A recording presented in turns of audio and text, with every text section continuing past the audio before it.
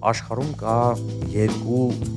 հայկական ռեստորան, որը Միշլենի ցանկի մեջ է ներառված։ Ես կարծում եմ, որ մեր սերնդի համար ամենամեծ հիասթափությունը այդ հեղափոխությունն է։ Տարեկան օրինակ 50 միլիոն շրջանառություն է դոլար, այո։ Հիմա շատ մեծ շիֆտ է տեղ ունենում այդ լիբերալ գաղափարախոսություններից դեպի ավելի պահպանողական, ավանդական վաճառքի համար շատ ավելի լավ ու արդյունավետ գործիքներ կան, քան բլոգը։ Իմ Instagram-ի էջը ամսական ունի մոտարապես միջինում, ասենք 1.5-1.7 միլիոն դիտում։ Պատկերացրու, որ այսօր բոլոր սոցցանցերը արգելվել են։ Իմ մոտ միշտ մտավախություն կար, որ ես այդ առումով շատ սառը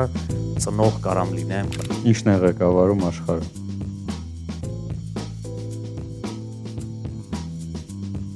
Բարև բոլորին, այսօր մեր հյուրը Brain ընկերության համահիմնադիր Էդուարդ Քանքանյանն է, եկեք ծափահարենք։ Իմ առաջին հարցը ուղղված կլինի քո բլոգին։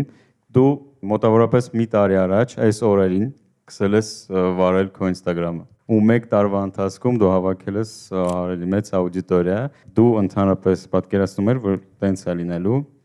որ լինելու է սենց արագ ու ընդհանրապես ինչ էր ակնկալում ամենասկզբից։ Ես միջև ման նույնիսկ երբ որ տենց խոսքի մեջ ասում եմ բլոգեր, ես նույնիսկ մի քիչ թեթև վիրավորվում եմ դրանից, որովհետև ոչ թե ես ինչ որ առանձնահատուկ կամ ինչ որ վատ վերաբերմունք ունեմ այն մարդկանց, ովքեր բլոգինգով են զբաղվում, բայց ես ինձ երբեք չեմ դասում բլոգերի կարգավիճակում, որովհետև ես ուղղակի ունեմ իմ հիմնական գործը, ունեմ իմ հիմնական զբաղմունքը եւ ժամանակ առ ժամանակ կիսվում եմ դրա ինչ որ ներքին խոհանոցի կամ այն գիտելիքներով, որը այս տարիների ընթացքում ձևավորվել է ու նենց է ստացվում, որ դա որոշ մարդկանց ուղղակի հետաքրքիր է։ Ես դրա շուրջ կարիերա չեմ կառուցում, ես դրա շուրջ նույնիսկ չեմ մոնետիզացնում ուղիղ ձևով, բայց բնականաբար շատ հաճելի է, երբ որ այն ինչի մասին ես խոսում եմ, արձագանք է ստանում։ Իրականում Instagram ես շատ երկար ժամանակ է որ վարել եմ։ Ես մի հատ էջ ունեմ, որտեղ տենց Երևանի ֆոտոներ էի անում շատ երկար ժամանակ ու տենց բավականին ոչ այսքան մեծ, բայց տենց մի 5-6 հազար follower տարիների ընթացքում հավաքվել էր ու տենց ես ոնց որ հոբբի նման բան ունեմ, որ քաղաքային ֆոտոներ եմ անում տարբեր տեղերով, iPhone-ով, ուղղակի հետո կարամ կիսվեմ էջով, ինձ թվում է բավականին մենք կարանք դնենք կադրի մեջ։ Հա, ինձ թվում է ոնց որ այդտեղից ես սկսեցի հասկանալ ոնց է առհասարակ ալգորիթմը աշխատում, ոնց է պետք post անել, բայց երբեք չի եկե այն գաղափարի, որ ու իմիջիալից ասեմ, այդ edge-ում ես երբեք ինքս ինձ չեմ ներկայացրել, այսինքն ես երբեք մարդիկ նույնիսկ տարիներով հետևելով այդ edge-ին, նույնիսկ դեմքով չէին ճանաչում ինձ։ Ու ես երբեք ոնց որ ցանկություն առանձնապես չեմ ունեցել դուրս գալ կամերայի առաջ, խոսալ ու անկեղծ ասած, նույնիսկ երբ որ հասկացել եմ, որ դրա անհրաժեշտությունը կա ու դա կարա ոնց որ լավ արձագանք ստանա, իմ համար շատ դժվար է եղել այդ քայլին գալը, շատ երկար ժամանակ չեմ պատկերացրել ոնց անեմ, ինչ ֆորմատ ընտրեմ, իմ համար շատ անբնական է դա եղել, որովհետև ոնց որ սկզբում ասեցի, ես ինձ երբեք չեմ համարել բլոգեր, չեմ ուզեցել լինել տենց հանրային կերպար։ Եվ ստացվեց նենց, որ տենց տարբեր ֆորմատներ փորձելուց հետո, որոշ ժամանակ տարբեր հարցազրույցների sense կտորներ տեղադրելուց հետո հասկացա, որ պետքա սեփական ֆորմատը մտածել եւ այդ սեփական ֆորմատը դառավ այն, որ ես իմ գործընկերոջ հետ սկսեցինք այսպես խոսալ եւ կամերան սկսեց այդ ամեն ինչը նկարել։ Դրանից մենք հետո սկսեցինք կտրտել տարբեր վիդեոներ ու դրա համար շատ ժամանակ մարդիկ հարցնում են իսկ ինչի կամերային չես նայում, որովհետեւ ես ինչ որ մեկի հետ էի խոսում այդ ընթացքում։ Եվ դա դառավ որոշակի ֆորմատ եւ ժամանակի ընթացքում ես շատ դժվարությամբ բայց սկսեցի օրինակ կարողանալ օրինակ sense կամերային նայել ու տենց խոսալ, որը իմ համար ես ասեմ շատ երկար ժամանակ է պահանջվել մինչև ես կարողանամ դա անեմ։ Հետաքրքիր է, որ դու ասացիր, որ չէիր ուզում բլոգեր որպես ընկալվեր, բայց դու չես կարող դա կառավարել, ինձ թվում է, ու շատ հաճախ ես իմ մաշկի վրա եմ դա զգում, ինձ բլոգեր իհարկե չեն ասում, բայց ինձ շատ հաճախ ինչ որ IT իվենտների ժամանակ մոտիկանում հարցնում են դուք են լրագրողն եք, բայց ես ընդհանրապես լրագրողը չեմ։ Ես էլ իմ ոնց որ բիզնեսը ունեմ, դրանով եմ զբաղվում։ Բայց գիտես ինչն է հետաքրքիր, որ ես իմ ոնց որ մասնագիտական կյանքի տենց մեծ մասը նույն կոնֆլիկտը ունեցել եմ, երբ որ որոշ մարդիկ ինձ համարել են դիզայներ։ Չնայած որ ես դիզայնից սկսել եմ, շատ երկար ժամանակ դիզայն արել եմ ու կարելի ասել այդքան վատ չի ստացվել, այսօր շատ հայտնի բրենդերի, լոգոների հեղինակը հենց ես եմ, բայց ես երբեք ինձ դիզայները չեմ համարել։ Ստեղից ուզում եմ ուրիշ թեմա անցնեմ, որ ասացիր, որ մարդիկ սխալ են, չէ՞, անցալում չեն հասկանում շատ հաճախ քո մեսեջը ու արդյոք դու համոզված ես, որ այն վիդեոները, որոնք դու նկարում ես, հասցնում են տեղ ու ճիշտ աուդիտորիան այդ վիդեոները նայում։ Ես կարծում եմ, որ մեծամասնությունը հա, բնականաբար միշտ կա ինչ որ մի հատ զանգված մարդկանց, որոնք որ լավ բանից ինչքան պոզիտիվ կխոսաս, մեկը կհայտնվեն մարդիկ, որոնք դրա մեջ լրիվ ուրիշ բան կտեսնեն, աբսուրդ բաներ մեկ-մեկ կտեսնեն։ Ուղղակի պետք է հասկանալ, որ դա ոնց որ իրականության հետ այդքան կապ չունի, ուղղակի շատ դեպքերում այդ մարդկանց ձայնը ավելի երևացող է, ավելի բարձր է, բայց դա չի նշանակում, որ բոլորն են տենց մտածում։ Դա ես նույնիսկ ավելի շուտ եմ հասկացել, երբ որ մենք նոր մտնում ենք ոնց որ sense ասած հանրային դաշտ, մեր պրոյեկտները սկսում ենք օրինակ այն ժամանակ Facebook-ով, սոցիալական ցանցերով ներկայացնել, մենք շատ բուրըն արձագանք էինք սկսում ստանալ, ասենք օրինակ չգիտեմ, Երևանի հետ կապած օրինակ դիզայն կարող անենք, ներկայացնենք եւ ասենք անհասկանալի ինչ որ ասենք նույնիսկ կարող ենք անվճար արած լինենք, այսինքն այնց չի որ այնց մեծ տենդեր ենք շահե, որտեղ կարա կոռուպցիա լինի, բայց մեկը մարդիկ ուրիշ բան չկար, ասենք այնտեղ չգիտեմ, մարդիկ այնտեղ սոված են կամ այնտեղ դու գնացեք ես կոմիտասի փոսերը լցրեք, հիմա դրած լոգոյի վրա, բաների վրա փող եք ծախսում, այսինքն կապ չունի դու ինչ ես անում, մեկը լինելու է այդ բացասական արձագանքը ու ինչքան շուտ դու համակերպվես դրա հետ, ինչքան շուտ սկսես դրան ուշադրություն չդարձնել, այդքան ավելի հեշտ է լինելու, այդքան ավելի խաղաղված ես լինելու, որովհետև նման բաները իրականում կարան ահավոր շատ դեմոտիվացնեն ու շատ նեգատիվ ինչ որ ազդակներ տան ու իրականում սկսեն բաների վրա ազդել։ Օրինակ ես ասենք ես վերջի վիդեոների շարքում չգիտեմ ոնց էր ստացվել, բայց այս ձեռքերով ժեստիկուլյացիան շարժումները միգուցե մի քիչ շատ էր ստացվել, բայց ես այնքան շատ բաներ ստացա դրա հետ կապված ու ես ասի դե հիմա ասում են, հիմա ես տենց եմ խոսում, չեմ պատրաստվում դրա հետ համակերպվել, ինձ սենց է դուր գալի, միջև ենք հետո որ արդեն կինս ասեց, գիտես ինչ այն վերջի վիդեոների մեջ մի քիչ արդեն շատ ես անում, ան ասի լավ, այս անգամ մի քիչ կզսպեմ ինձ, բայց դա բնական է։ Մարդկանց մեծ մասը չի ներդնում ոչ թե որովհետև չունի ազատ գումար, այլ որովհետև պարզապես չգիտի ինչից սկսել։ Առաջին քայլը միշտ ամենադժվարն է եւ Freedom Broker-ի հետ դու կմոռանաս այդ խնդիրների մասին։ Դու կստանաս հստակ, պարզ ուղեցույց եւ անձնական մասնագետ, ով ընդամենը մեկ հեռախոսազանգի հեռավորության վրա է, երբ որ քեզ անհրաժեշտ է աջակցություն։ Սկսելու համար պարտադիր չի լինել փորձագետ։ Պարզապես արա քո առաջին քայլը։ Մի սպասիր ճիշտ պահին, մինչ ուրիշները կերտում են իրենց ապագա։ Սկսիր ներդնել այսօր Freedom Broker-ի հետ։ Իսկ եթե մենք մի տարի առաջ նայենք Brain-ը ու հիմա, ինչքան է փոխվել կազմակերպության պատկերը։ Brain-ը շատ է փոխվել։ Այս մի տարվա ընթացքում մեր մոտ մոտարապես այն եղավ, ինչ որ օրինակ այն դեռահասների մոտ այդ sense մի հատ տարիք կա, չէ՞, 12-13 տարեկանում, որ sense մեկ մի հատ արագ մի անգամից հենց աճում են, որ ձայնը փոխվում է, չէ՞, տենց բաները բեխեր է սկսում աճել, բան, այ մեր մոտ մոտարապես այդ տեղի ունեցավ, մենք շատ արագ սկսեցինք աճել, շատ արագ սկսեցինք հասունանալ ու դա նաև պայմանավորված էր այս ամեն ինչով, որովհետև սրա միջոցով ամենակարևոր բանը, որ ես ձեռք բերեցի, դա ահավոր շատ քանակությամբ շատ խելացի ու շատ կայացած մարդկանց հետ շփումներ։ Այդ ընթացքում լիքը բան հասկացանք, մենք լիքը նոր ուղղություններ սկսեցինք դիտարկել, հասկացանք, որ այն ինչով որ մենք զբաղվում ենք վերջի 14-15 տարվա ընթացքում, որը որ թվում է թե այն ստանդարտ սցենարներ, որով պետքա գնայինք, Ես հասկացա, որ դա բացարձակ տենց չի ու իրականում բիզնեսները մարդկանց պես պետքա զարգանան, պետքա էվոլյուցիա ապրեն, պետքա նոր փուլ մտնեն ու միգուցե ամբողջությամբ տրանսֆորմացվեն ու մենք հիմա հենց այդ ճանապարհով ենք գնում։ Այս դու դա կապում ես կոնկրետ քո բլոգի հետ, այդ աճը։ Ես ոչ թե դա կապում եմ սենց ասած հանրային գործնեության հետ, այլ դրա արդյունքում այն ամեն ինչ ինչ որ տեղի ունեցավ արդեն կադրից դուրս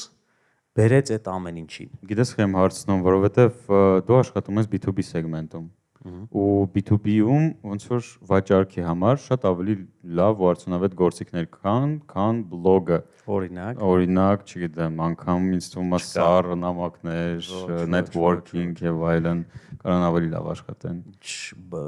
Ասես միանգամից ասեմ, չէ։ Ասեմ խեմ դա տենց մտածում, որովհետև վիդեոները նայում է, չգիտեմ, օքեյ, վիդեոն նայեց 100,000 հոգի։ 99.9 երբեք չեն պատվիրելու ոչ մի նման բան, բիզնեսը չեն ունենալու։ Հա, բայց այստեղ հարցը ինչն է, որ իրականում ես ինչքան էլ որ դա կարող է շատ մարդիկ նայեն, բայց իմ մեսեջները ուղղված է շատ հստակ տիպի մարդկանց։ Այսինքն այն մարդկանց, ովքեր բիզնես ունեն, ուզում են սկսեն, իրենց մոտիվացիա է պետք, իրենց ճիշտ ուղղորդել է պետք, մտքեր է պետք ու ես միանշանակ կարամ ասեմ, որ այո, այդ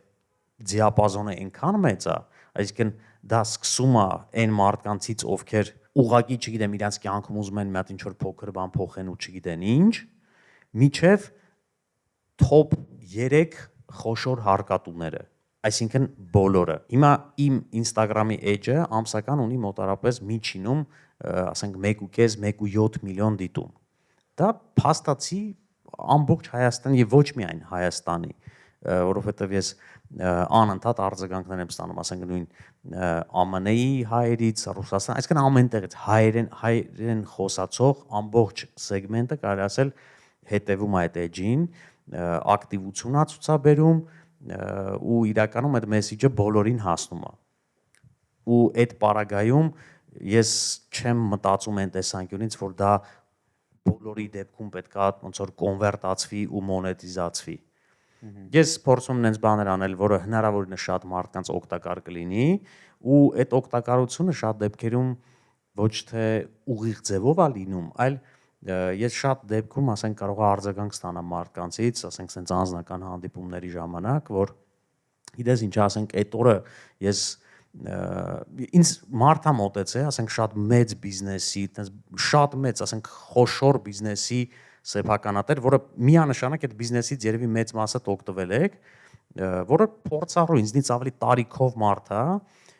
ու ասեց, գիտես ինչ, այս քո վիդեոն որ տեսա, այ որոշել էի այս բիզնեսը սկսեի, այդ քո վիդեոից հետո որոշեցի չանեմ։ Ու լավ իմաստով, այսինքն հասկացա, որ այդտեղ այդ այն ոլորտն է, որտեղ ես չպետք է գնամ։ Այսինքն տենց մարդիկ էլ են նայում Instagram-ում։ Միանշանակ, այսինքն հիմա չեմ ուզում ցենց սկսեմ անուններ տալ, բայց հավատացեք, ասենք բոլոր այն բիզնեսները, որը ասենք ձեր շրջապատումը, որը գիտեք, բոլորը նայում են։ Okay, այստեղ ֆիքսեցինք։ Ինձ գիտես ինչն է հետաքրքիր։ Հա, դու ասացիր, որ դու դիզայներ ես ու ժամանակին ընկալվում էր որպես դիզայներ, ինչ որ քո դուրը չէր գալիս, բայց ամեն դեպքում մի քիչ դիզայնից խոսանք, մտել եմ քո կայք պորտֆոլիո։ Գրեթե Երևանի մեծ մասը բիզնեսների, որոնք ինչ որ անուն ունեն, ճանաչելիություն ունեն, արել է բրենդը ու ես ուզում եմ հասկանամ, okay, այս բիզնեսները կանցնեն, կգնան, բրենդը կմնա, ենթադրենք, հա։ Ոնց եք աշխատելու հետագայում, ոնց եք աշխատելու նոր սերունդների հետ, զումերների, բումերների, չգիտեմ, բետաների, ալֆաների, ինչ որ մարտավարություն կա, ինչ որ շփման ալիքներ եւ այլն կոմունիկացիա։ Այն ինչ որ հիմա ես անում եմ, այ հենց այդ է։ Մենք սրա միջոցով նաև այդ սերնդափոխությունը, որ տեղի ունենում բիզնեսում, դարձնում ենք այն ամեն ինչ որ մենք անում ենք շատ ավելի հասանելի այդ մարդկանց համար, որովհետև երբ որ մենք սկսում ենք 15 տարի առաջ բրենդը, միանշանակ ես կարամ ասեմ, որ այդ սերնդի բոլոր խոշոր բիզնեսները 100% մեզ ճանաչում են։ Բոլորը գիտեն, նրանց մեծ մասի հետ մենք արդեն աշխատել ենք, այսինքն մենք խնդիր չունենք, օրինակ, որ ասենք, չգիտեմ, Ineco բանկը կամ Evoca բանկը մեզ իմանա կամ ինչ որ տենց խոշոր բիզնեսմենները մեր մասին իմանան, որովհետև իրանք արդեն գիտեին մեր մասին։ Բայց ես շատ լավ հասկանում եմ, որ անընդհատ բիզնեսը նենց բանա, որ այսինքն անընդհատ նոր մարդիկ են գալիս այս ոլորտ, որոնք տեղյակ չեն, ասենք, չգիտեմ, ինչ էր կատարվում 10 տարի առաջ, բացարձակ իրանց չի հետաքրքրում նույնիսկ այն պորտֆոլիոն, որը դու ունեիր 10 տարի առաջ, իրանց հետաքրքրում է դու ինչ կարող ես անել այսօր, ինչքանով ես դու ակտուալ այսօր ու միանշանակ այդ ամբողջ սեգմենտը այսօր վերաբացահայտում է բրենդի իր համար։ Արի մի քիչ ձև ոնց որ իմ հարցը պատկերացրու, որ այսօր բոլոր սոցցանցերը արգելվել են։ Ոչ մի տեսակի վիդեո կոնտենտ չկա։ Ոնց ես դու շփվելու քո հաճախորդների հետ, ոնց ես կոմունիկացվելու։ Մի անգամ մի հատ հաճախորդ եկավ մեր մոտ, տենց խոսացինք, հետո մեր գրասենյակից դուրս էին գալի, ասաց՝ «Իսկ դուք ինչ գործեր եք արել»։ Ես մեր գրասենյակը ուրեմն Պուշկին Հյուսային պողոտայում է։ Ես ասի, ես շենքը տեսնում ես, ոնց որ Արարատ բանկը, այս նույն վերևը ֆլեշն է, դիմացի սրճարանը, չգիտեմ, Սելավին է, կողքը այնտեղ Հայլի բրենդն է կախած, ստեղեց, այս ինչ տեսնում ես, այս մեր գործն են, այսինքն ես ֆիզիկապես կարողանում եմ այդ ամեն ինչը ցույց տամ։ Ես կարամ մեր հաճախորդի հետ մտնեմ սուպերմարկետ ու մենք կես ժամ անցնենք բոլոր սառնարանները ու ես հերթով ցույց տամ մենք ինչ ենք արել։ Բայց ոնց ես դու գտնելու այդ հաճախորդին։ Եթե չկա Instagram, չկա YouTube։ Սենց ասեմ, Instagram-ը այս վերջի մի տարին կա մեր համար։ Միջև այդ եղել է այն, որ մարդիկ ուղակի մյուսներից իմանում են քո մասին։ Մենք երբեք ակտիվ, ոչ թե ակտիվ, այլ առհասարակ երբեք գովաշ չենք արել։ Մենք երբեք տենց առանձնահատուկ ինչ որ գործողություններ չենք արել, sales-ով չենք զբաղվել, որ նոր հաճախորդներ բերենք։ Այս ոլորտում դու միշտ քո մասին իմանում են ուրիշներից։ Ինչ որ խորհրդով, ինչ որ մեկի ուղղորդմամբ, տեսնում են ինչ որ գործ, որ իրանց դուր է գալի, հետաքրքրվում են ով է արել ու վերջում գալիս են քո մոտ։ Ես գիտեմ, որ ամեն ինչ ոնց որ դուք մի քիչ շուտ եք imանում բոլոր բրենդների մասին, որոնք որ ձևավորվում են Հայաստանում։ Ես կուզեի, որ դու նշեիր top 3 կամ top 5 բրենդներ հայկական, որոնք պետքա մի հատ մենք հետևենք ու ուշադիր լինենք մոտակա ժամանակներին։ Որոնք նոր պետքա գան։ Նոր գան կամ նոր են, չէ, ինձ թվում է Ես ասեմ, միջև կարելի ասել 27-28 թիվը Հայաստանի բոլոր խոշոր պրոյեկտները երևի գիտեմ, ինչա սպասվում ու չեմ ուզում այսինքն դա մի քիչ ուրիշ ձև ընկալվի, բայց բավականին լավ բաներ է սպասվում։ Բավականին լավ ու շատ խոշոր հետաքրքիր պրոյեկտներ են սպասվում։ Ինձ ահավոր դուր է գալի, որ մարդկանց ամբիցիաները գնալով ավելի մեծանում են, մարդիկ շատ բիզնեսներ արդեն եկել են այն հասունության աստիճանին, որ շատ մեծ տեսլական են արդեն ձևավորում ու շատ մեծ պլաններ են կազմում, թե Հայաստանի հետ կապված, թե դրսի պրոյեկտների հետ կապված ու դա իրականում ոնց որ մի քիչ հույս է տալիս, որ ոնց որ ճիշտ ուղղությամբ են գնում։ Իրականում, ասենց ասեմ, ամենահետաքրքիր պրոյեկտները դեռ առջևում են ու դա ոչ թե տենց բանով եմ ասում փիլիսոփայական, այլ ուղղակի դրանց մի մասին տիրապետելով, իմանալով, դրանց մաս կազմելով նաև։ Դու հիմա խոսում ես այն բրենդների մասին, որոնք որ արդեն կան ուրիշ երկրներում ու գալու։ Որոնք որ մշակման փուլերում են, որոնք որ պլանավորված են օրինակ հաջորդ տարի, այն մյուս տարի, որ պետք է արդեն շուկա մտնեն, դրանց մեջ բավականին հետաքրքիր ու ոնց որ ասի ամբիցիոզ պրոյեկտներ կան շատ։ Խոսքը չի գնում մենակ բացառապես այն ինչը ոնց որ ամենաակնհայտը կլներ, ասենք Երևանի ու կենտրոնի մասին։ Այսինքն այս բրենդերը արդեն սկսում են իրանց հետևից զարգացնել նաև այլ հատվածներ Հայաստանի, այսօր շատ բրենդեր կան, տեղական ձևավորված բրենդեր, որոնք լուրջ քայլեր են անում, օրինակ միջազգային շուկա դուրս գալու համար։ Ռեստորանային բրենդներ։ Ռեստորանային պրոյեկտներ, ավելին ասեմ, շատերի դեպքում հետաքրքրվածությունը հենց դրսից է եղել։ Այսինքն եկել են ստեղ, տեսել են որակը։ Այո, իրանք տեսել են կոնկրետ պրոյեկտներ ու կան պրոյեկտներ, որոնք շատ արագ ու շատ հետաքրքիր ձևով աճում են եւ այս պահին դրսի բավականին լուրջ եւ խոշոր ընկերություններ հետաքրքրված են այդ բրենդերը տանել օրինակ ԱՄՆ կամ, չգիտեմ, Ռուսաստան եւ այլն։ Ֆրանշիզայի մասին է խոսքը։ Այնտեղ մենակ ֆրանշիզայի մոդելը չի գործում իրականում, այնտեղ լայսենսինգ կա բան եւ այլն, բայց հա, այդ տրամաբանությամբ։ Ով կմտածեր, որ հայկական ռեստորանները օրերից մի օր կդառնան։ Չէ, իրականում կա ու կան շատ հաջողված պրոյեկտներ, ուղղակի մենք շատ դեպքերում ու սա նորություն չի մեր համար, ունենք կոմպլեքս, որ մեր համար ինչ որ բան դառնում արժեքավոր, եթե դա ընդունվում է Հայաստանից դուրս։ Այսինքն միջև այդ մեր համար դա համարվում է դե էս մեր կողքի բանն է, ռեստորանն է ու մենք իրան երբեք լուրջ չենք վերաբերվում, միջև որ եկե պարզվում է մի հատ օրինակ հետաքրքիր բան կա։ Աշխարհում կա երկու հայկական ռեստորան, որը Միշլենի ցանկի մեջ է ներառված։ Մեկը Տորոնտոյում է, Թալին ռեստորանը, եւ երկրորդը Գլենդելի Ժինգալով հաց, որը հիմա շատ հայտնի տեղ է։ Ես մի քանի ամիս առաջ ծանոթացա ոնց որ հիմնադիրների հետ եւ պարզվեց, որ այդ Ժինգալով հացը ուրեմն այդ Երևանի այս Տերյան փողոցի վրա մի 20 տարի մի հատ Ժինգալով հաց կա, որ այդ նույն Ժինգալով հացն է, նույն մարդիկ են, ուղղակի գնացել են ԱՄՆ, այդ նույն բանից ընդ են բացել, դա Միշլենի ցանկի մեջ է ներառվել ու դրա մասին ուղղակի ոչ մեկ չգիտի Հայաստանում, որ այդ նույն բանն է։ Եվ իմ առաջի բանն էր, որ դուք հենց դրա վրա պետք է շեշտադրում անեք, որ այսա ոչ թե 20 տարվա ռեստորանն է, որը գնացել է Գլենդել, այլ սա այն Միշլենի ցանկում ներառված ռեստորանը հիմա նաև Երևանում կա։ Դրա միջոցով ես համոզված եմ, որ իրանց վաճառքները, ասենք, տասնապատիկ ստեղ ավելանալու էր։ Ոչ մի բան բովանդակային չփոխելով։ Լսի, դե ինձ թվում է կոնկրետ այդ кейսում իրանք չնել մտածում այս բրենչի մասին, որը կա Հայաստանում։ Եթե իրանք ունեն բրենչ ԱՄՆ-ում, չէ, մտածում են իրականում եւ ավելին ասեմ, ուզում են այդտեղ զարգացնեն, ուզում են այդտեղ ընդլայնեն, որովհետեւ մենք ինչքան էլ ասենք թե ԱՄՆ-ում բան եւ այլն, մենք շատ լավ շուկա ունենք այդտեղ։ Այսինքն ռեստորանային բիզնեսի համար մենք ունենք բավականին տարողունակ շուկա, մենք ունենք արդեն գնալով ավելի շատ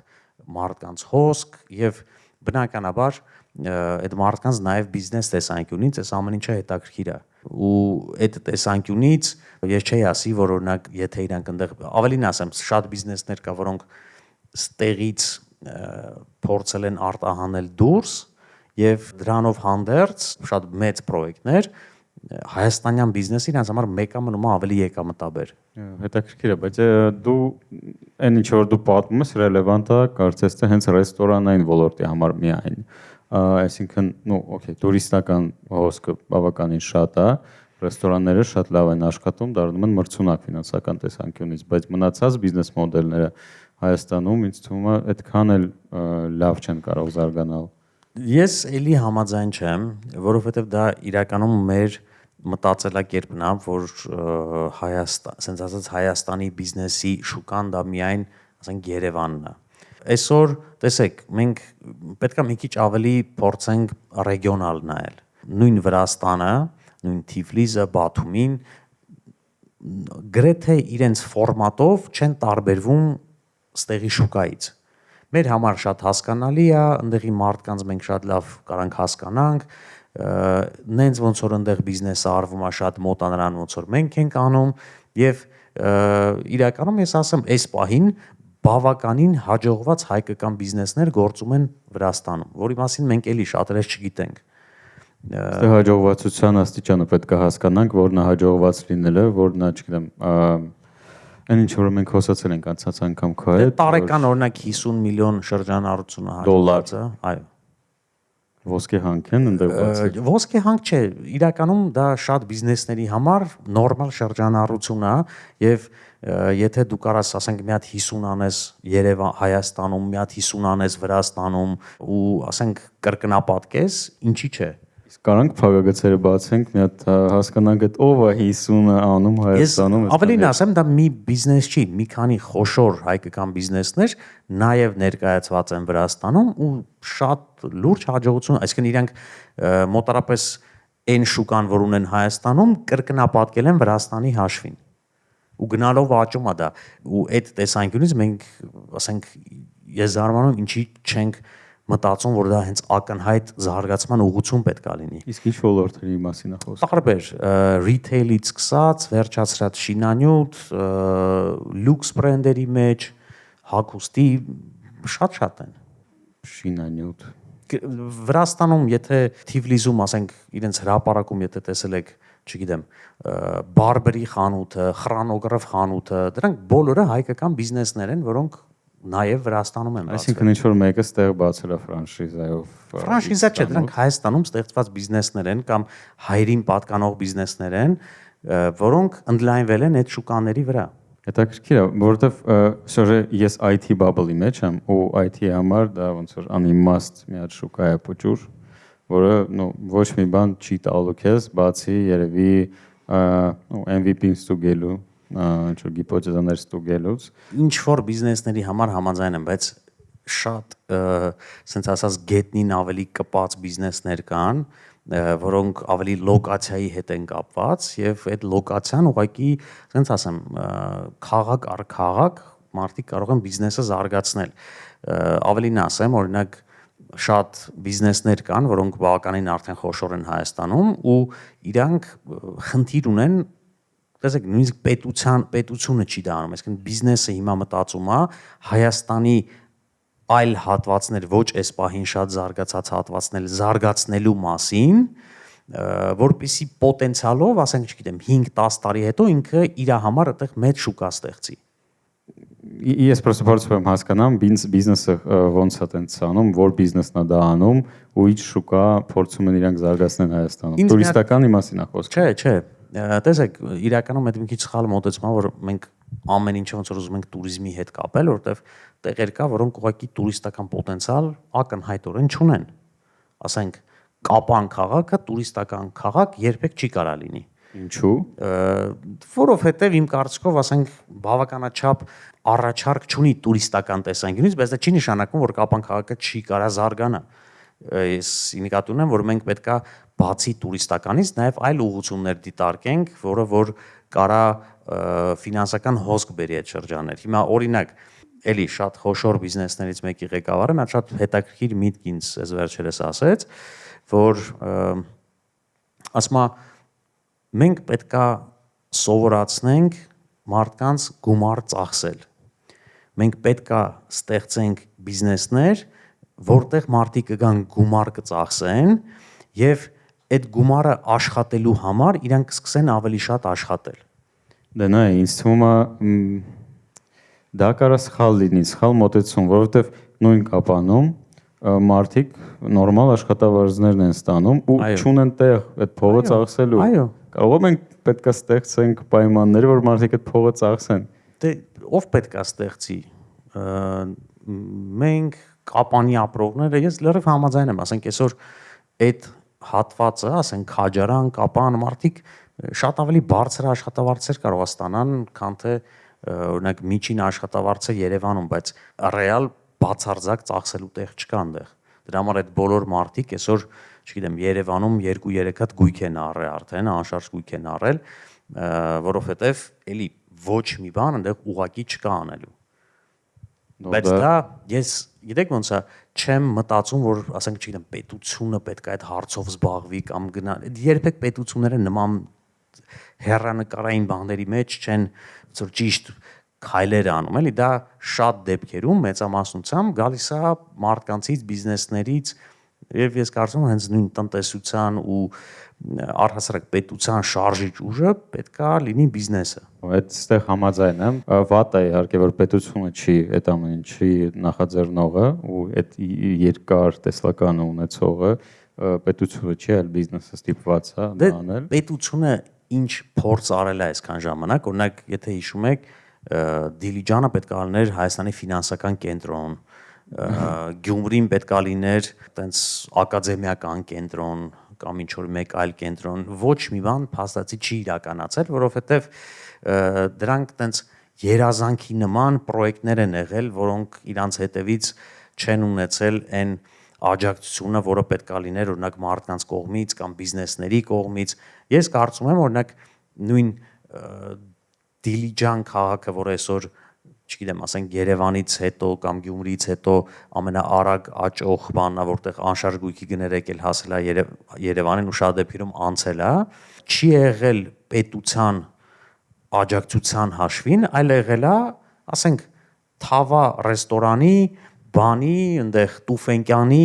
Դիլիջանի դպրոցի ու մնացածի հաշվին, մասնավոր բիզնեսների հաշվին։ Դե հա, որովհետև ոնց որ ինստիտուտները պետական ուղղակի մեր մոտ հիմա տենց ինստիտուտը քեզ չի կարա մոտիվացնի, որ դու գնաս Դիլիջան։ Իսկ Թավան կարա մոտիվացնի, որ գնաս Դիլիջան։ Բայց պետությունը կարա դու կարաս գաս պետության մոտ, առաջարկես ինչ-որ X բան ու իրանք քեզ փորձը ցույց է տալի, որ պետությունը հիմնականում այդքան լավ մտքեր չի ունենում, հիմնականում լավ մտքերը գալիս են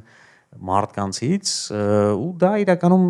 վատ չի ու չեմ կարծում, որ տենց մենք պետքա ավելին ակնկալենք։ Ես կարծում եմ, որ ասենք ցանկացած բիզնես կարա իր վրա վերցնի այդ միսիան, բնականաբար սկզբից շատ ավելի դժվար է լինում, բայց եթե դու կարողացար անել, միանշանակ դու շատ մեծ գործ ես անելու ոչ միայն քո բիզնեսի համար, այլ նաև համայնքի համար, երկրի համար, քաղաքի համար։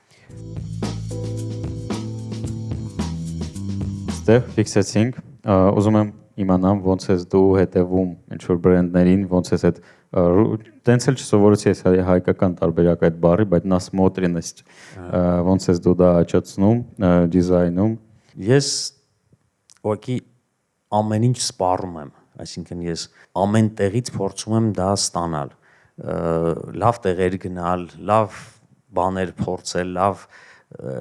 տեղեր ճամփորդել, կարդալ, TikTok նայել, Instagram նայել, ամեն ինչ ես անում եմ ու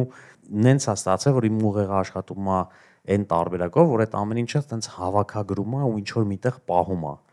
Ու երբ որ պետք է գալի, ես նույնիսկ չգիտեմ այդ կապը ոնց է, բայց այդ ինֆորմացիան կամ այդ կադրը, screenshot-ը միշտ տենց ոնց որ ճիշտ պետք եղած ժամանակ ոնց որ նորից հետ է հայտնվում ու ես ոչ թե փորձում եմ նույն բանը վերցնել կրկնօրինակել, այլ շատ դեպքերում, ասենք, ընդհանրապես իրար հետ կապ չունեցող ինֆորմացիաները մեկ-մեկ կապվում են իրար ու ստեղծում է մի հատ նոր բան։ Ես խեմ էի հարցնում, ուզում եմ կապեմ այն մի հարցին, երբ որ ես հարցրեցի բրենդների մասին, ում պետք է հետևել, ուզում եմ հասկանամ, ում ես հիմա դու հետևում, ինչ տրենդներ ես դու տեսնում, հետևելով տես դիզայնի ոլորտին եւ այլ մարքեթինգի ոլորտին։ Շատ հետաքրքիր բան է, որովհետեւ մենք քանի որ հիմա օրինակ պրոյեկտներ ենք անում, որ ասենք մյուս տարի կամ 2 տարուց նոր պետքա շուկա մտնեն, մենք փաստացի ոչ թե պետքա հետևենք այսօրվա տրենդերին, այլ փորձենք կանխագուշակել 2 տարի հետո եկածող տրենդը ու դրան համապատասխան ինչ որ բան անենք։ Մենք հիմա օրինակ նորաձևության ոլորտում պրոյեկտ ունենք եւ այդտեղ հստակ գոյություն ունի, ասենք գիտական մոտեցում օրինակ ու ասենց ասած այդ բոլոր միջազգային բրենդերի մեջ կա պայմանավորվածություններ, ասենք հաջորդ կամ այն մյուս տարվա, ասենք գույների կամ լուծումների վերաբերյալ։ Այդ մեզ թվում է որ տենց մեկ էլ համընկավ ամեն ինչ, բայց հիմնականում տենց չի, դա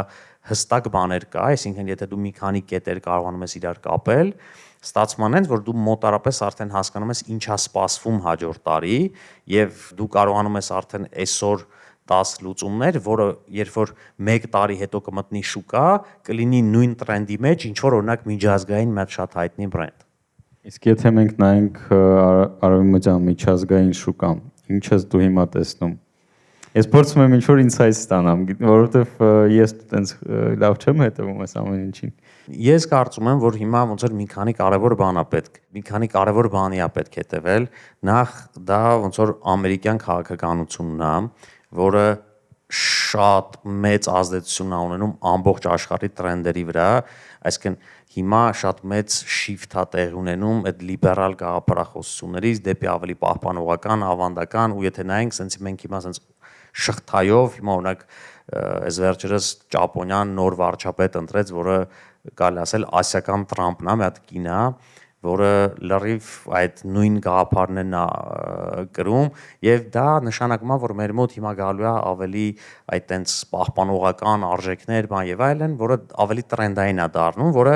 մեր համար լավ է այն առումով, որ մենք դրանից շատ չենք հեռացել երբեք ու այս առումով ամեն ինչ որ դրա հետ է կապված լինելու շատ ակտուալ է լինելու մյուս բանը ես որ կարծում եմ մենք եթե հետևենք առհասարակ տրենդերը սովորաբար sense ցիկլային բնույթ են կրում եւ սկսում են կրկնվել, այսինքն եթե մենք ինչ որ երկար ժամանակ ունենք օրինակ Instagram-ի ֆիլտրեր, որտեղ այդ մաքսիմալ արհեստական վիճակները ոնց որ տրենդեր, բոլորը փորձում էին, բոլորը AI-ով իրանց դեմքերը սարքում էին, հիմա գալու է դրա փոխարինող ավելի unfilter, ավելի բաց, ավելի բնական տրենդը, թե սոցիալական ցանցերում, թե կոնտենտում, թե օրինակ տեսեք, մի հատ շատ հետաքրքիր բան, այս եթե հետևում եք Թայլանդում այդ գեղեցկության մրցույթը, որ իրականացվում էր, ու այդ հայ աղջիկը, որը մասնակցեց, որը տենց վիդեոն շատ հայտնի դարավ, ես հիմա վստահ եմ, այդ աղջիկը դառնալու է շատ մեծ celebrity, ավելի մեծ կոնտեքստ, ավելի լավ որ պատկերացնենք ինչա տեղի ունեցել։ Ինչ որ գեղեցկության մրցույթ էր իրականացվում այս վերջերս, տենց Miss Tiezerk, բան, չգիտեմ, ինչ որ նմանատիպ մի բան, որտեղ կա մասնակից մի հատ հայ աղջիկ, Հայաստանը ներկայացնող աղջիկ, որը ինչ որ ապրում է Չինաստանում, չգիտեմ, ինչ որ տենց բովանդակությանը շատ լավ չեմ տիրապետում, բայց որը խարիզմատիկ կերպար է, ու ոչ միայն հայերի համար, առհասարակ նույն այդ գեղեցկության մրցույթների ֆորմատը հաշվի առնելով, որտեղ տենց մաքսիմալ չեմ ուզում տենց վիրավորական բան ասեմ, բայց տենց մաքսիմալ արհեստական, տենց բուտաֆորիա վիճակներ են։ Այս աղջիկը շատ խարիզմատիկ է, շատ ավելի բնական է, տենց ինչ որ հումորով է, ու դա բոլորին շատ գրավել է։ Ես համոզված եմ, որ շատ արագ այս աղջիկը դառնալու է շատ մեծ celebrity թե Հայաստանում եւ պոտենցիալ ունի նաեւ շատ ավելի մեծ մասշտաբով։ Ինքը կարա ասենք տենց շատ լավ մոդել դառնա, ու ինչն է հենց իր մեջ գրավիչ եղել, որ ինքը ոնց որ այդ ստանդարտից մի քիչ դուրս է ու ավելի բնական, ավելի տենց սենց ասած անհեթեթ կերպար ունի, որը որ մարդկանց թարմ է թվում։ Եվ ես կարծում եմ ինչքան այդ նմանատիպ բաներ լինեն, այդքան մարդկանց ավելի շատ է դա գրավելու, որովհետև բոլորը նույնատիպ այս իդեալականի հասցրած վիճակներից կարծում եմ բոլորը հոգնել են։ Ես ես վերջերս ինչ որ վիդեո տեսա մի աղջկա մասին, որը նկարել է վիդեո, մեկը մյուսի կոպի է, բայց մի վիդեոյի մեջ ինքը առանց մեյքափի, առանց ոչ մի բանի, մյուսի մեջ ինքը մեյքափով է, ու այն առանց մեյքափի վիդեոն շատ ավելի շատ դիտումներ հավաքեց, քան այն իդեալականին քացած հասցրած վիճակում վիդեո։ Ու ինձ թվում է ոնց որ բրենդերն է պետք է այդ ուղղությամբ գնան, այսինքն փորձեն ավելի մարդկային Երևան, չլինեն այդ իդեալական sense պոլիշարած, sense շատ կորպորատիվ, այլ փորձեն լինեն ավելի մարդկային։ Ինչ որ իրանց թերություններով, իրանց ոչ իդեալական վիճակով, ինչ որտեղ ցույց տալով, որ հա մենք էլ ունենք խնդիրներ, մենք էլ ենք մարդկային, մեր հետևում էլ ենք անգնած մարդիկ, այլ ոչ թե տենց AI-ն ամեն ինչը կառավարում, եւ կարծում եմ ինչքան դա շատ լինի, հատկապես այսօր, որ կոնտենտը, որը գեներացվում է առհասարակ, մեծամասնությունը արդեն AI-ի կողմից ստեղծված է, այսինքն ChatGPT-ով ստացված տեքստեր են, այդ գաղափարները ChatGPT-ի կողմից առաջարկված են, սարքված են Sora-ով ու չգիտեմ բանով, նանո բանանայով եւ դրա արդյունքում մենք այսօր գնալով ավելի քիչ իսկական կոնտենտ ենք տեսնելու եւ նրանք, որոնք կարողանան դեռ պահել այդ ակուստիկ մարդկային վիճակը, ես կարծում եմ ամենամեծ շանսեր ունեն։ Վերադառնալով այն մյուս տրենդին, որի մասին դու ասեցիր, ամերիկյան այդ տրամպիզմը եւ այլն, իրականում շատ լավ տրենդ է, ես շատ եմ հավանում, ոչ թե հավանում եմ Թրամփին ու այն բանը, ինչ որ ինքը անում է այնտեղ, այլ ֆինանսական տեսանկյունից ինձ ահագին օգուտ տվեց այդ տրենդը, ով չգիտի, Թրամփի միջոցով ֆինանսական բորսաները ընկնում են անընդհատ, հասնում են ինչ-որ շատ վատ կետին, ու եթե դուք ներդրումների մեջ եք, այդ ոլորտում եք կամ հետաքրքրված եք, դուք սկսում եք շատ էժան գնով ամեն ինչ առնել։ Ես կարծում եմ, ես AMD-ն առել եմ տենց շուրջ $70, հիմա չգիտեմ 140-ա, մոտավորապես, չէ։ Ու տենց բոլոր ակցիաների հետ, դրա համար ես այդ առումով այդ տրենդին հետևում եմ։ Ուրեմն ներդրումների մասով իմ մոտ ես հիմնականում ոնց որ կանադական ոնց որ ներդրումներ եմ անում եւ ընդեղ է երբ որ եղավ այդ տարիֆների հետ կապված բանը ու ընդեղ տենց մեծ բաներ եղավ, վայրի վերումներ եղավ, օրինակ ես այդ ժամանակ ընդեղ շահեցի, ինձ որ Տրամպը դեռ մոտավորապես որպեսզի պատկերացնեք, ես tech ոլորտի մասին եմ ասում, մոտ 50%-ով ամեն ինչ ընկել է, հետո աճել է, բայց դու ինչի մեջ ես ներդնում։ Ես tech ոլորտում չեմ անում։ Ես այն բաներն եմ անում, որը որ մի տեսակ կարամ շոշափեմ ու որը այդքան չի ազդվում օրինակ տեխնոլոգիաների նորամուծությամբ։ Օրինակ ես մտածում եմ, որ եթե ոնց է, ասենք ոչ մեկ չէր մտածի, որ Google-ը, ասենք մի տարում կամ երկու տարում կարա դառնա ոչ ռելևանտ, որովհետև օրինակ բոլորը այսօր search-ը անում են ChatGPT-ով, այլ ոչ թե Google search-ով, ու տենց բաները կանխատեսել իմ համար շատ դժվար է։ Բայց օրինակ ես կարողանում եմ ինչ որ բաներ նկատել, որը սկսում եմ կապել տրենդերի հետ, այսինքն ես օրինակ տեսնում եմ, որ մարդիկ ավելի շատ, ասենք, on brand-ի կոշիկներ են հագնում կամ ալո brand են ավելի շատ կրում, որովհետև վիզուալ տեսնում եմ, որ ոնց որ մարդիկ շատացել են, որոնք հագնում են այդ brand-ը, իմ համար դա ազդակա, որ այդ brand-ը աճելու վրա է, որ կարելի է այստեղ օրինակ ներդրում անել։ ChatGPT ու Google-ի հետ ես համաձայն չեմ, եթե իրականում դու հետևեիր այդ ոլորտին, դու կիմանայիր, որ այդ տեխնոլոգիան հենց Google-ն է ստեղծել ու ոչ միտեղ Google-ը չի վերանալու դրանից հետո։ Չէ, հասկանում եմ, բայց ուզում ասեմ, իմ համար տենց բաները, այսինքն այն ինչից ես անընդհատ օգտվում եմ, դրանց մեջ ներդրումներ անելը շատ ավելի տրամաբանական է լինում, որովհետև ես հասկանում եմ, երբ որ իրանց մոտ ինչ-որ մի բան լավ է կամ վատ։ Իսկ կարաս մի քանի position ասես քո portfolio-ից։ Ես ունեմ մի քանի ոնց որ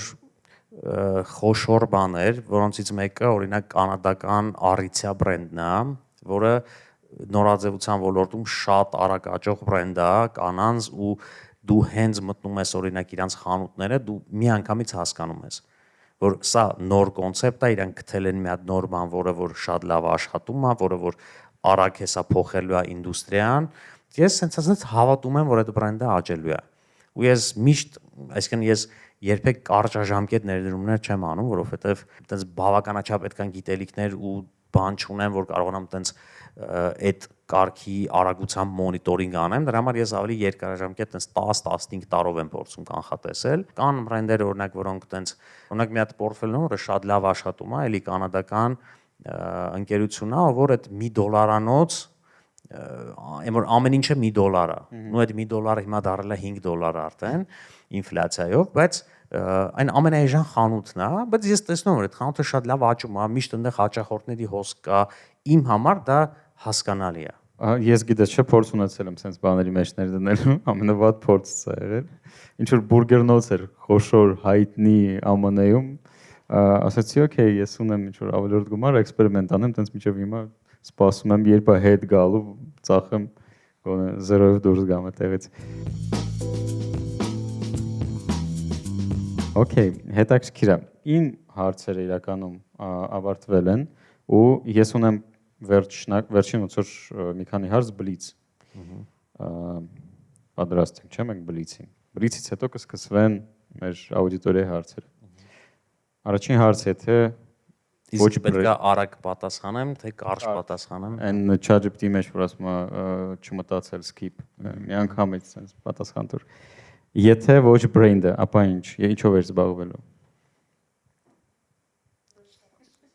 Չէ, ռեստորանի միջալոց երբեք չէ, իրականում ունեցել եմ միտք ու համարյա սկսել եմ ու մի հատ իհարկե շեղվենք, բայց գիտեք որն է եղել, կոնգը գիտեք, այդ կոնգի տարածքում հələ միջև երևի մի 10 տարի առաջ միջև կոնգը բացվել է, մենք տենց մի հատ պրոյեկտ էինք մտածել ընդեղի հետ կապված, անունը second floor էր ու իմջալոց միջև կոնգը հենց այդ անունով էլի սրճարան բացվեց այդ նույն տարածքում բայց այն որ համարյա հասանք այն 90%-ին որ արդեն պետքա ներդրում անենք ու սկսենք ու տենց չարեցինք ոնց որ մի քիչ վախեցանք չարեցինք հա չգիտեմ ասենք եթե այդ արած լինեինք հիմա ուր կլինեինք կամ կարողա չհաջողվեր կամ կարողա շատ լավ հաջողվեր բայց հիմա որ նայում երևի մի քիչ շուտ էր այն ժամանակ այդ ֆորմատի տեղի համար հետաքրքիր էր ուրեմն ռեստորանային բիզնես երևի Okay գիրք որը փոխել է քո կյանքը Եթե չես սիրում կարդալ, կարաս ասես։ Չէ, սիրում եմ կարդալ, ուղղակի հիշում եմ որն է, որ իմ մեջ տենց էական բան է փոխել։ Եթե մասնագիտական ինձ թվում է կարելի է ոչ մասնագիտական։ Ոչ բիզնես, ինչ որ գիրք, ընդհանուր։ Իսկականից չեմ կարող ասեմ մի բան, որը որ հիմա sense կարան ֆիքսեն, որ իմ կյանքը փոխել է։ Շատ գրքեր կա, որոնք ազդել են իմ վրա ու ինչ որ նոր этап են սկսել, օրինակ Մուրացանի Գևորգ Մարսպետունի գրքով ես օրինակ սկսել եմ սիրել կարդալ։ Okay, արի փոխենք հարցը։ Որ գիրքը դուք ուզեր բոլորը կարդային։ Խորհուրդ կտար բոլորին կարդալ հենց այսօր սկսել։ Ու չր սխալ գիրք ասեմ, չէ՞։ Դել Կարնեգի։ Ինչպես ընկերներ ձեռք բերել։ Կամից տպավորությունը կփոխվի, չէ՞ մարդկանց։ Okay. Դա ինձ է դժվար է սրանք ցենց արագ պատասխանել։ Ես ինձ մտքի վրա բռնեցի, որ ես մոռացա իմ բոլոր կարդացած գրքերը, որոնք ես խորհուրդ կտայի, так что քեզ հասկանում եմ։ Իմ համար օրինակ շատ կարևոր գրքեր են եղել, ասենք տենց կենսագրական գրքերը։ Օրինակ խորհուրդ կտամ կարդալ Walter Isaacson-ի, ով որ երևի այսօրվա ամենալավ կենսագրություններ գրող հեղինակներից է, որը նույն Steve Jobs-ը Elon Musk-ի գիրքն ա գրել, բայց առաջի գիրքը, որ ես կարդացել եմ, եղել է Լեոնարդո դա Վինչի կենսագրությունը, ու օրինակ այդ գիրքը ինձ օրինակ շատ ոգեշնչել է, որովհետև երբ որ դու հասկանում ես, թե մարդը ինչքան կարա ոնց որ մարդուն տրված սահմաններից դուրս գնա ու ավելին անի, ոնց որ ավոր շատ ոգեշնչվում ես ու հասկանում ես, որ ինչքան կարելի է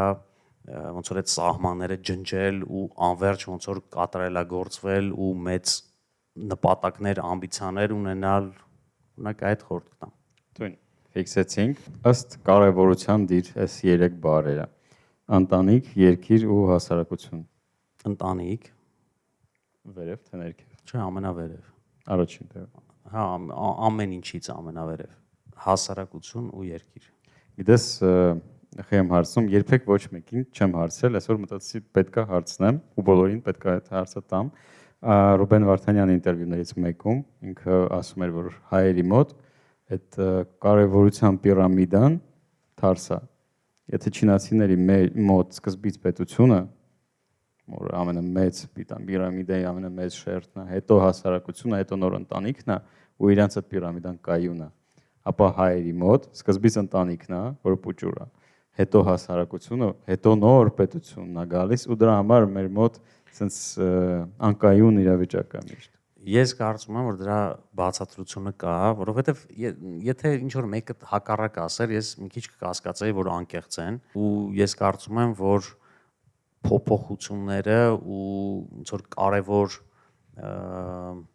բաները, որոնք տեղի են ունենում, շատ դեպքերում սկսում են ներքևից։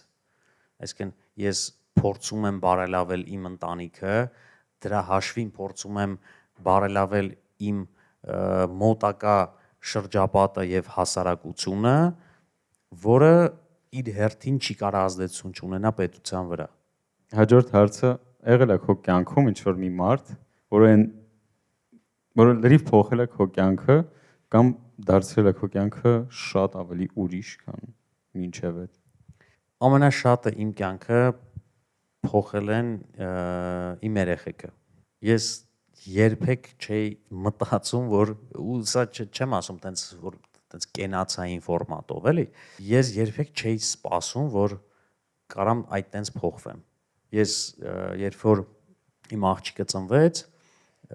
ես միջև ծնվելը տենց մտավախություն ունեի, որովհետև ես օրինակ երբեք էմոցիոնալ չեմ եղել, ասենք ուրիշ երեխաների հանդեպ, ասենք։ Տենց մարդ կա, չէ՞ որ սիրում է երեխեքին, գնում է շփվում է բան։ Ես երբեք տենց չեմ եղել։ Ես դաժե տենց շատ մոտիկ մարդկանց երեխեքի հանդեպ միշտ անտարբեր եմ եղել։ Ու իմ մոտ միշտ մտավախություն կար, որ ես այդ առումով շատ սառը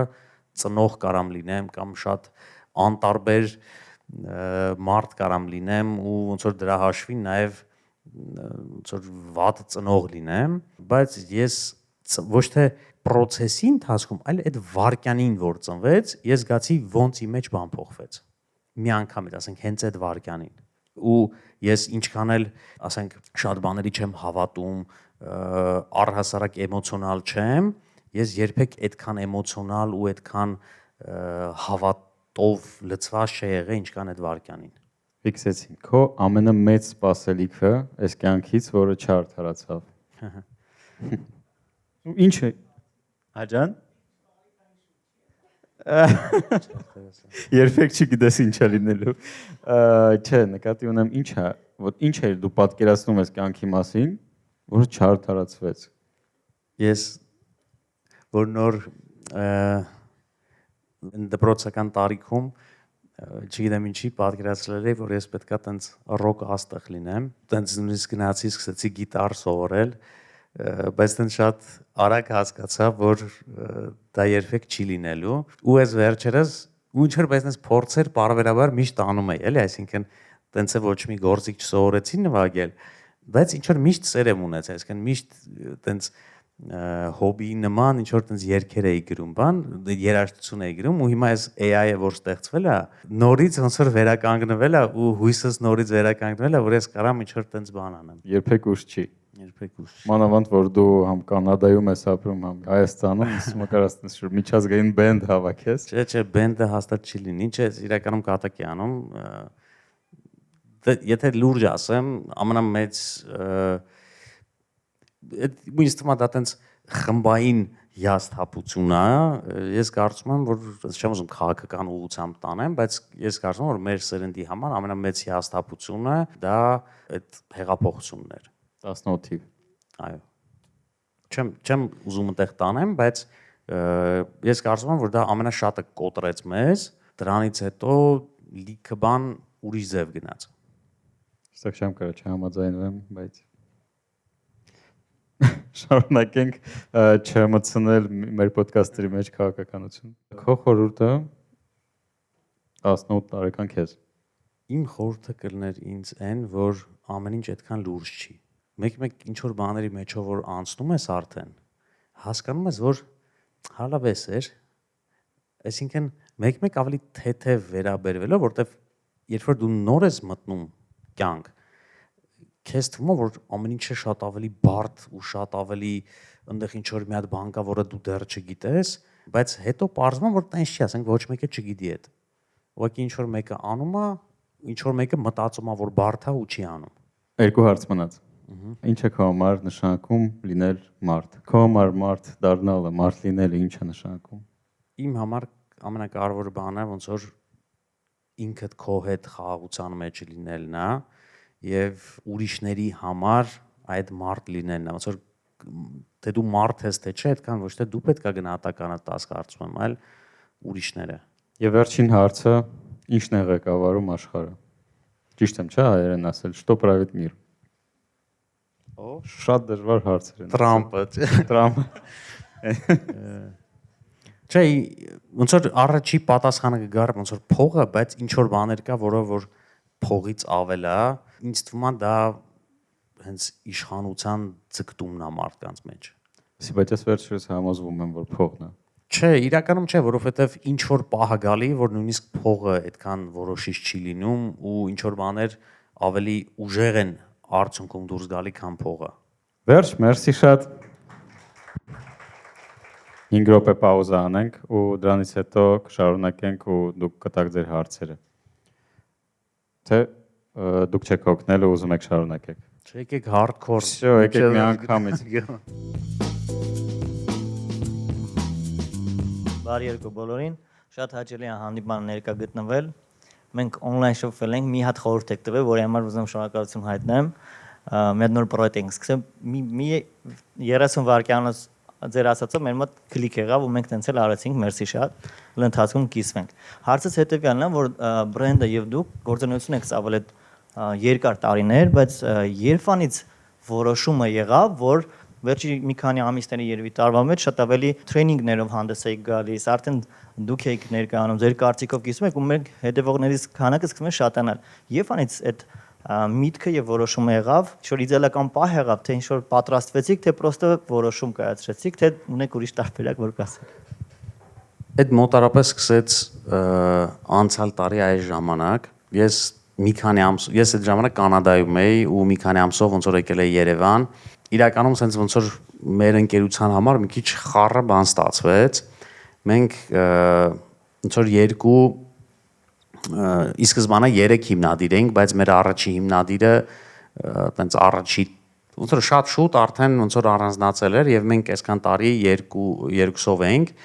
եւ անցյալ տարի մենք բաժանվեցինք։ Եվ այդ բաժանումը բերեց մի հատ գաղափարի, որ ես ֆիզիկապես ավելի շատ լինում եմ Հայաստանից դուրս եւ իմ համար հարց էր, լավ, ոնց եմ ես կապը պահելու, ասենց ասած, մեր թիրախային լսարանի հետ, որովհետեւ այդ միշտ եղել է ասենց անձնական շփումների միջոցով, հանդիպումներով ու բոլորը շատ լավ հասկանում եք, որ Հայաստանում շատ կարեւոր է, չգիտեմ, մարդկանց անձամբ հանդիպելը։ Մենք օրինակ Կանադայում գրասենյակ ունենք, այնտեղ նույն քաղաքում գտնվելով մենք մեր հաճախորդներին համարը ոչ մեկին չենք ֆիզիկապես երբեք չենք հանդիպում։ Ամեն ինչը քոլերով, բան, ոնց որ բոլորը ժամանակ են խնայում։ Ստեղ տենց չի, մարդիկ պետքա գան, մարդիկ պետքա ձեռք սեղմեն եւ իմ համար դա ասենց ասած ընկերության էգզիստենցիալ խնդիր էր։ Չկորցնել կապը ոնց որ լսարանի հետ եւ ես մտածեցի, չգիտեմ, ինչ որ պրիմիտիվ միտք եկա, որ եթե ես ֆիզիկապես այնտեղ չեմ, գոնե ասենց ասած մարդկանց մտքում լինեմ, այսինքն գոնե վիրտուալ տեսնեն, դեմքս գոնե հիշեն, չմոռանան, էլի, ասենք այ ու ասենց ասած իմ պլան մինիմումը գոնե դա էր, այսինքն գոնե տենց տեսնեն ու դրանով ինչ որ խնդիր լուծեմ։ Ես երբեք չէի ակնկալում, որ դա ասենք տենց այդ շրջանակից ավելի դուրս կգա ու ինչ որ մարդկանց եւս դա կհետաքրքրի։ Որովհետեւ շատ դեպքերում դու չես մտածում, որ այդ մտքերը մարդիկ կարող է կիսեն կամ ինչ որ մեկի համար դա կարող է կարևոր լինի։ Հիմա այն ինչ որ ես օրինակ շատ դեպքերում կիսվում եմ, այն ամեն ինչն է, ինչ որ ես անձնական հանդիպումների ընթացքում տարիներով մարդկանց հետ խոսել եմ, քննարկել ենք, բայց դու չես մտածում, որ դա կարևոր է։ Ու այդ էգզիստենցիալ խնդիրը բերեց նրան, որ ես պարտավորված էի ինչ որ մի բան անել։ Ես դա չեմ ուզեցել անել, դա իմ համար միջև հիմա տենց բան է, ծանր բեռ է անկեղծ ասած։ Ես հիմա օրինակ այս վերջի մի քանի շաբաթը տենց բավականին пассивացրել եմ, որովհետև ես էլ ոնց որ տեմպին չեմ կարողանում դիմանալ, չնայած հասկանում եմ, որ դա այդքան էլ լավ չի, բայց ես տենց պլան դրեցի, որ 1 տարի Խնդրեմ դիմանակ, էլի։ Ես պլան դրեցի, որ 1 տարի ամեն օր պետքա post անեմ։ Ու սկզբից դա շատ իրականանալի էր թվում։ Մինչև որ հասկացա ոնց կարելի է դա անել, ու բայց ասեմ ես նույն այս մի տարվա ընթացքում ես մինիմում մի 3-4 անգամ լրիվ դեմոտիվացվել, այնպես լրիվ համարա բանը մարը, որ էլ չեմ ուզում շարունակեմ։ Ներողություն մի հատ էլ հաջորդ թողելի հարց է թե կարելի է։ Ձեզ մինչև այդ ասում էին, այսինքն հանդիսատես կար, որ խնդրում եմ, որ ինչ-որ վիդեոներով ներկայանաք, ինչ-որ թե չկա։ Պրոստը ստիպված ելնելով կարգավիճակից լուծումը դա էր։ Չէ, որ որոշեցիք սկսել։ Չէ, բնականաբար ոչ մեկ չէր բան անում, ոչ մեկ չէր դիմում այդ հարցով կիսվել, բան, հա, եղել են որ տենց դասընթացներ, բան, բայց էդ էլ ես օրինակ միշտ համարել եմ, որ ասենք ես բավականաչափ, ասենց ասած, վստահ չէ, որ ես ունեմ այդքան գիտելիքներ ուրիշներին փոխանցելու համար։ Հիմա ասում եմ լավ դասընթաց անենք, մարդիկ գան, ինչ ասեմ իրանց, էլի։ Ինչ արժեքավոր բան կարամ ասեմ, որի դիմաց մի հատ էլ փող վերցնեմ։ Հաջորդ հարցը։ Բարև ձեզ, շնորհակալություն այս հարցազրույցի համար, շատ լավն էր, ֆանտաստիկ, մերսի շատ։ Կասեք, խնդրում եմ, դե Հայաստանում կա մոտ 35000 կազմակերպություն, բայց իրանցից բրենդերը շատ քիչ են։ Ինչն է ուղղակի կազմակերպությունը իր անունով եւ լոգոյով դարձնում բրենդ, եւ եթե դա դա բնականաբար ինչ որ ուղղորդված երևի ու թիրախավորված աշխատանքի արդյունքում է այդպես դառնում, ոչ թե ուղղակի այդպես է ստացվում։ Մի քանի խորհուրդ կտակ ինչ կարելի է այդ ուղղությամբ անել։ Մերսի։ Դե ստեղ ամենակարևորը ոնց որ հասկանալ, որ ոչ թե լոգոն ա բրենդ սարքում կամ այտենց ֆիրմային գույներն ա բրենդ սարքում, այլ այն, որ մարդիկ ինչ որ բան իրանց մտքում պատկերացնում են, երբ որ քո անունը լսում են։ Ու պետք է հասկանալ ինչն է դա։ Այդ այն է, երբ որ դու պրոյեկտ ես անում ու մարդիկ արդեն վստահում են քո պրոյեկտին։ Ու մենք իրականում ունենք Հայաստանում արդեն բրենդեր, ընկերություններ, մարդիկ, որոնք երբ որ նոր բիզնես են անում, նոր պրոյեկտ են անում, արդեն սենց ասած հանրությունը գիտի ինչ սպասի իրանցից։ Գիտի, որ այդտեղ կա մինիմալ նշաձող, որից ներքև իրանք հաստատ չեն իջնում։ Ու սա ես կարծում եմ ոնց որ ամենալավ տրենդն է, որ մենք այս պահին ունենք։ Մենք ունենք արդեն մարդիկ, ովքեր ունեն իրաց ձեռագիրը, նույն ռեստորանային ոլորտում, եթե նայեք, կամ օրինակ բաների մեջ, նորացա ինչ է ասում, մի խոսքով։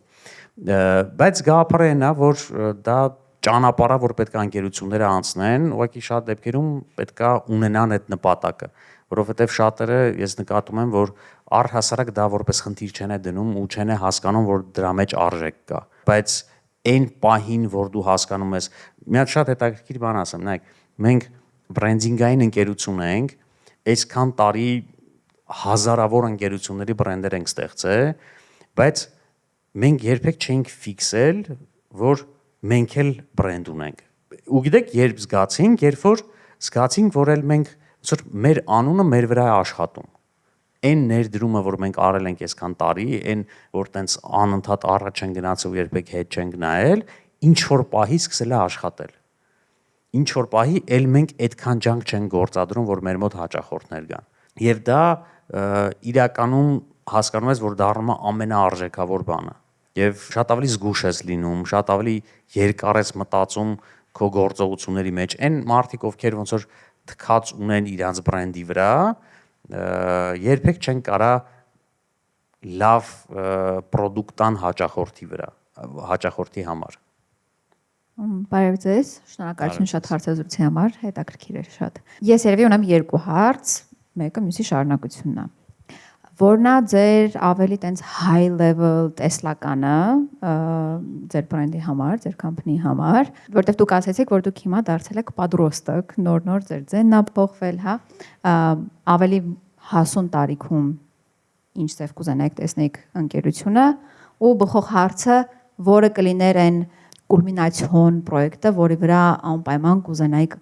աշխատեիք ու այս պահին մտածում եք, որ երևի ինքը շատ հեռու է իրատեսական լինելու մի խոսքով։ Մեր տեսլականը որպես ընկերություն այս պահին այն է, որ մենք ու դա նաև կապված է ոնց որ իմ տրանսֆորմացիայի հետ, որ ինչ որ պահից սկսած, օրինակ ինձ այդքան ոչ թե դիզայնն էր հետաքրքրում պրոյեկտի մեջ, այլ այդ պրոյեկտի բովանդակությունը։ Եվ դա բերեց նրան, որ մենք դիզայն ստուդիայից դառնանք բրենդինգային ընկերություն։ Հիմա ինձ ու իմ թիմին ավելի շատ արդեն պրոյեկտի մեջ հետաքրքրում է ոչ թե իր բրենդինգի մասը, այլ իր բիզնեսի մասը։ Ու մենք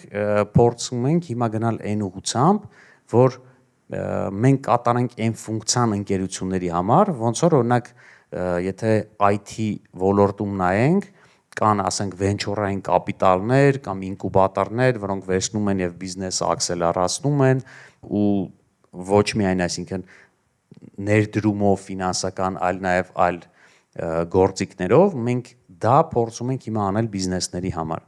եւ դրանով մենք դառնում ենք նաեւ բիզնեսների մի մաս։ Մենք հիմա մշակում ենք արդեն մեր սեփական պրոդուկտները, մեր սեփական պրոյեկտները, որոնք իրանցով առանձին արդեն բիզնեսներ են նոր լինելու, մենք նոր ուղղություն ու մենք հիմա փորձում ենք ստեղծել այդ էկոհամակարգը, որը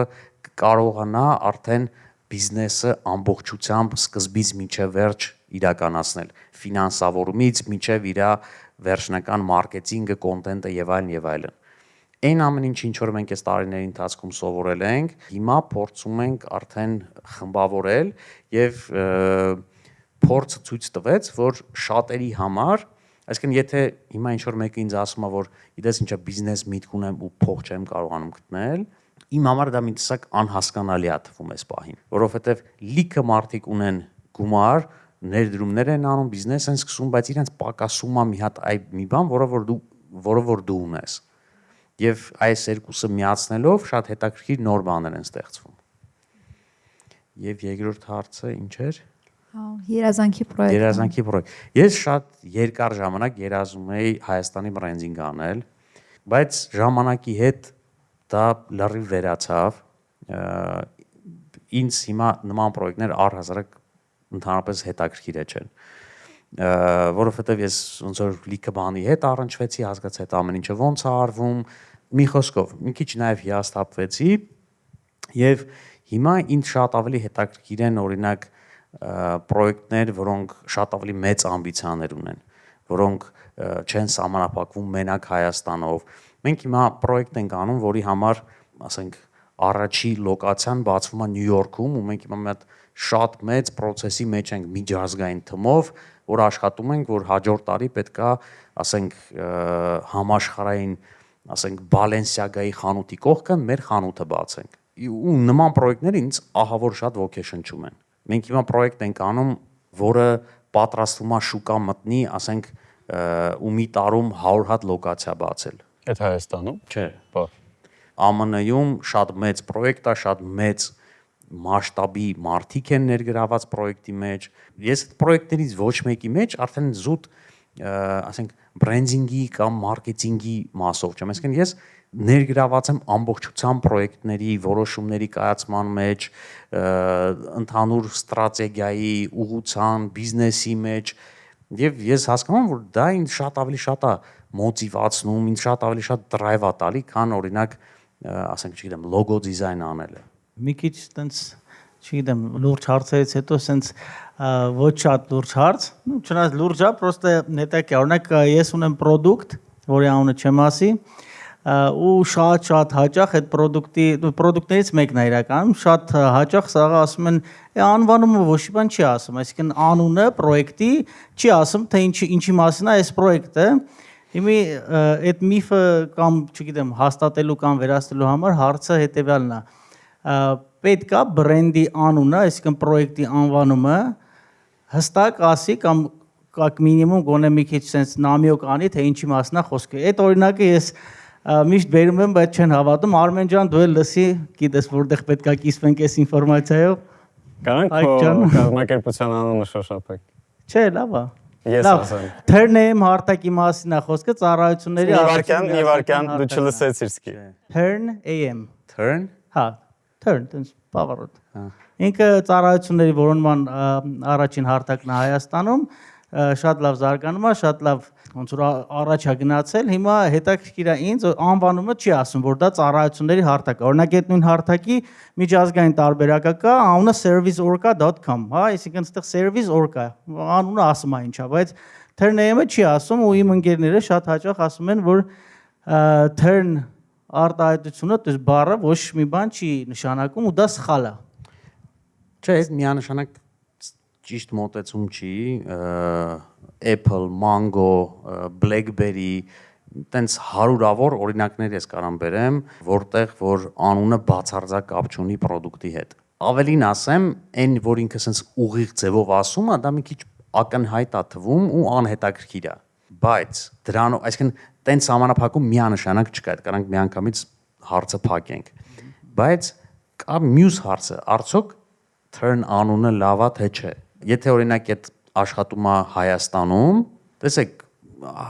Հայաստանում կա ոնց որ կա անգլերեն եւ կա հայկական անգլերեն։ Ոնց ենք մենք կարդում օրինակ բառերը, օրինակ այս վերջերս բան կա, team բանը որ կա, team telecom-ը։ Ես լսեցի որ ինչ որ մեկը, նո այդ իրանց team energy-ի հետ կապված, ասում է team energy։ Այս շատ եմ տեսել։ Ուզում ասեմ այն հասարակության մեջ, որտեղ դա շատ ակտուալ է, անունը շատ բարդ է։ Օրինակ մենք երբ որ լատինատար անգլերեն բառեր ենք ստեղծում ստեղի շուկայի համար, փորձում ենք հնարավորինս նենց անուններ անել, որը հնարավորինս ունիվերսալ ու հեշտ ընթեռնելի լինի։ Այդ տեսանկյունից անունը լավագույնը չի, անկեղծ ասեմ։ Բայց բացարձակ խնդիր չկա ուղիղ իմաստ ասելու ու ավելին ասեմ այսօր շատ ավելի հետաքրքիր են ու տենց նաև դրա լրիվ հակառակ օրինակները կա, օրինակ Հագենդաս պաղպաղակները, որը հատուկ ընտրել է շատ բարդ, դժվար արտասանվող անվանում, հենց այդ նպատակով, որ մարդիկ ջանք գործադրեն այդ անունը արտաբերել եւ դրա հաշվին ավելի տպավորվող դարձնեն ու նաև ստեղծեն այդ եվրոպական սկանդինավյան բրենդի ասոցիացիան, այն պարագայում, որ ինքը ամերիկյան բրենդ է։ Շնորհակալություն, շատ շնորհակալություն։ Անունը դժվար փոխեմ, արդեն ուշ է, կամ կարող եմ մի օր փոխեմ, ես դիշտո կգամ ձեր մոտ, ուրիշ անուն մտածենք։ Իմ համար կարևորը պրինցիպիալ է, դա 4 տարի գաղափարներ այն ժամանակ ընտրելու, որովհետև ինչ-որ համոզմունք ունեմ, որ մեր ազգի մեջ, երբ որ մի քիչ դոմենի անունը մի քիչ երկարում է, արդեն լավ չի։ Դրա համար 4 տարի մեջ միակ բառը, որ նշանակություն ուներ, դա էլ վերցրել եմ։ Տեսնենք ոնց կընթանա, մերսի շատ։ Եղավ, բոլոր այն մարդիկ, ովքեր որ չեն հասցրել հարց տան, հիմա հնարավորություն կտան դա անել, երբ որ կամերաները անջատվեն, բայց ես էլ մի հատ էլ թասկ ունեմ, այս 4 հարցից դու պետք է ընտրես լավագույնը, ու մենք կնվիրենք գինի։ Կարծում եմ ինձ թվում է ձեր հարցը։ Կարծում եմ շատ լավ հարց էր։ Ահա։ Ու ինձ թվում է դուք այսօր երեկոյան պետք է խմեք։ Նենց որ գինին կարծում։ Դե որոշվեց հաղթողը, ուրեմն մնացած բոլոր հարցերը կողեք Շատ շնորհակալություն Էդուարդին հետո։ Մերսի շատ քեզ։ Ժողովուրդ, ինձ թվում է շատ հետաքրքիր մեկնարկա ֆորմատի համար, շատ լավ ստացվեց։ Մերսի շատ եւս մեկ անգամ։ Շատ շնորհակալություն։